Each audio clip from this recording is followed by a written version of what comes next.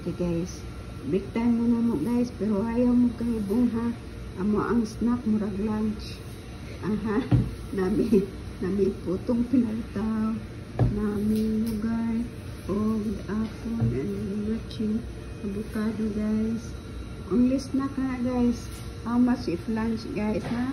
So wag kayong makurat. Ganyan lang kami kumakain. Paminsan-minsan lang guys. Kaya, yeah. Para pang paalis yan ng antok. Ganon. Tingnan natin yung Kanjan Roast guys. Oh, pati natin may tinapay na American Standard na guys. American Standard. Haon ka. Drill.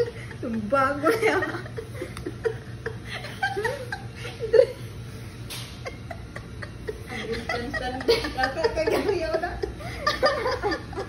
May pangalan pala kami customer na American Standard.